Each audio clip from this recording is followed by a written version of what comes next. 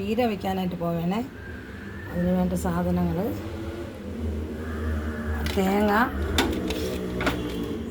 വെളുത്തുള്ളി, ഇഞ്ചി, കാന്താരി മുളക്, ഉള്ളി, കറിവേപ്പില ഇതെല്ലാം കൂടി ചതച്ച് അത് നമ്മൾ ഇതെല്ലാം വേവി വെച്ചാണ് ഇത് വേവിക്കണത്. ഇത് വേവിക്കുമ്പോൾ കാണിച്ചു തരാം. മരിച്ചിനിക്കാണേ, മരിച്ചിനി മുറിച്ച് വയ്ക്കാൻ പോവുകയാണ്. അടുപ്പിൽ വെച്ചിരിക്കുന്ന മരിച്ചിനി അത് വെന്തിട്ട് ഇത് നമ്മൾ അരച്ച് വെച്ചിട്ട് കാണിക്കുക. എല്ലാവർക്കും അറിയാമെന്നുള്ളത് തന്നെ, അറിഞ്ഞൂടാത്തവർക്ക് വേണ്ടി മാത്രം പറയണതാണ്. ഇനി ഉള്ളി, വെളുത്തുള്ളി എല്ലാം കൂടി ഇട്ടിട്ടാണ് ചെയ്യുന്നത്. കാന്താരി മുളക്, തേങ്ങ,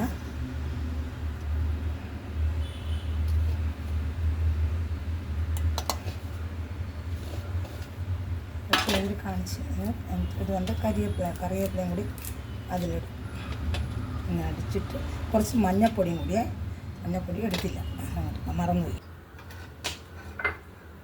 ഉപ്പാണ്, ഞാൻ പരലുപ്പാണ് അങ്ങനെ ഇട്ടത്. ഇങ്ങനെ തിരിഞ്ഞ്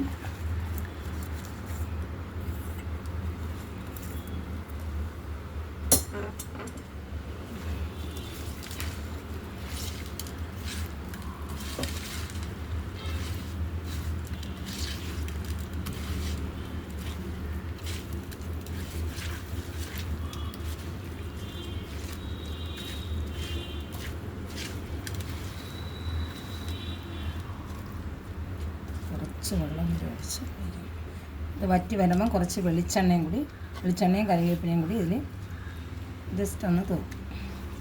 പിന്നെ കുരുമുളക് വേണമെന്നുള്ളതൊക്കെ ഇടാം. കുരുമുളക് ഇപ്പം ഇരിക്കുന്നില്ല. ശകലം വെള്ളം തെളിക്കണം,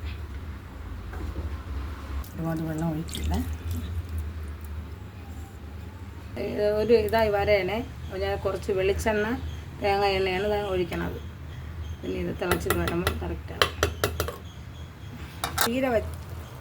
ചാള പീര വെച്ച ഇന്ന് ഞങ്ങളിത് മരിച്ചിനി മുറിച്ച വെച്ച് കുറേ വെച്ച് ചെയ്യണേ. അതിൽ പിന്നെ ഞങ്ങൾ ഇത് തട്ടേണേ കുറച്ച്.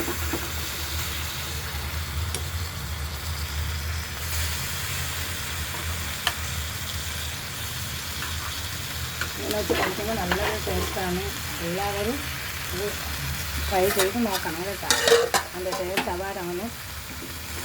ഇത് നമ്മളിങ്ങനെ കുഴഞ്ഞു കൊടുക്കും. അപ്പം എല്ലായിടത്ത് ഇതിൻ്റെ ഇത് എത്തും.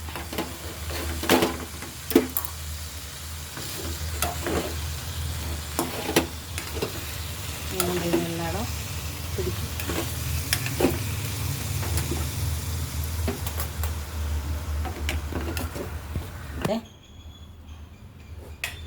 നല്ല ടേസ്റ്റാണ്. കുറച്ച് നാളിന് ശേഷം നമുക്കിത് ഉപയോഗിക്കാമേ. നല്ല രുചിയാണ്. എല്ലാവരും വെച്ച് കഴിച്ച് നോക്കണം കേട്ടോ. അപ്പോൾ മരിച്ച് കിട്ടുമ്പോൾ കുറച്ചെടുത്തിട്ട് ഇതുപോലെ പീര വെച്ച് നോക്കണം.